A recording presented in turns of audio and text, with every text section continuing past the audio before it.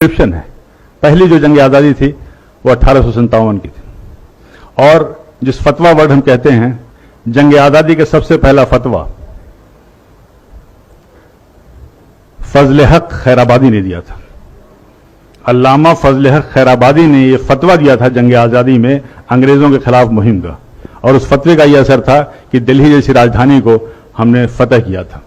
लेकिन उसके बाद से ये तारीख में लिखा हुआ है कि लेफ्टिनेंट जनरल हडसन लिखते हैं कि जब हमने दोबारा बड़ी मेहनत और मशक्कत से दिल्ली को फतह किया तो उस वक्त इंग्लैंड से एक खत आया था, एक टेलीग्राम आया था, उसमें साफ साफ लिखा हुआ था कि देखो ये जंग आज़ादी जो है 1857 की, ये जंग आज़ादी दरअसल उलमाए कराम की जंग आज़ादी, और उन उलमाए कराम के लिए बड़े फख्र से वो लिखता है कि हमने न जाने सैकड़ों उलमाए कराम को बगैर किसी मुकदमा चलाए हुए फांसी दे दिया। और ये कोटेड है, तारीख के फिगर से मैं बता रहा हूं कि उस जमाने में जिन 51,200 लोगों को फांसी दी गई थी उसमें से तकरीबन 27,000 से ज्यादा उलमाए कराम थे जिनको फांसी दी गई थी।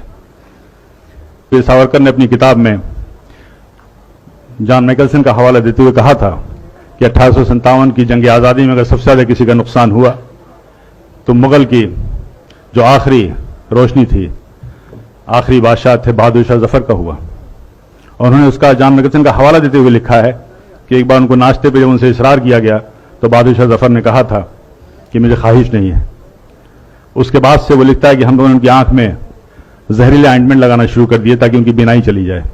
और उन्हें इस बात का इल्म था कि इस्लामी कानून में, इस्लामी शरीयत में कोई नाबीना अंधा शख्स कहीं का हुक्मरान नहीं हो सकता।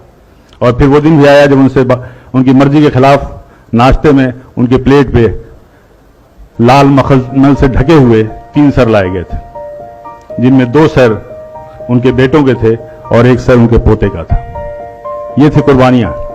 क्या जुल्म सितम के बाद भी मुसलमानों के लिए कहना पड़ेगा कि जंग आज़ादी में शरीक थे या नहीं? क्या अब भी इस उन्वान की जरूरत है? अब भी इस प्रोग्राम की जरूरत है? क्या चांद सितारों की मौजूदगी के लिए बहस होगी? कतई नहीं।